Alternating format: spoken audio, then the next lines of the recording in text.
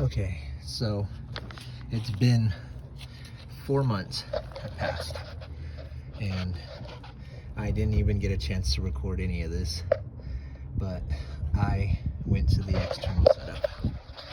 So here is the new slave, which sits out here now. You got your hose right here, goes all the way to the firewall.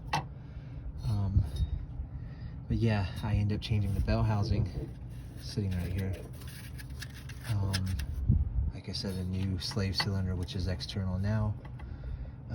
I did, you have to change out the throwout bearing and that, I don't know what you want to call that thing, the fork, I guess, inside.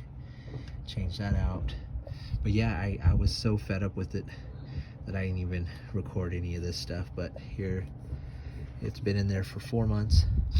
I haven't had any issues since swapping to this external setup. Here's the old bell housing right here. I managed to save. I mean, I'm never gonna use this thing probably ever again. Might end up just selling it, or I guess giving it away if someone else wants to deal with the internal setup, but that's what it looks like. I mean, not too hard. The only thing that, because a lot of these parts I got online and they were used parts. So when I got this bell housing, I was really hoping that these studs were there, which they were, 2 studs.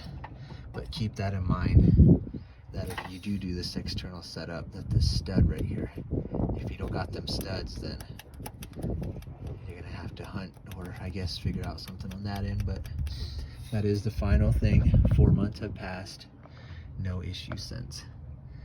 I mean, at this point, it's just one of them things that it was too much. It was getting to be way too much to have to keep pulling that transmission out just to get to that slave cylinder. But now, if I ever have any problems, it's right here.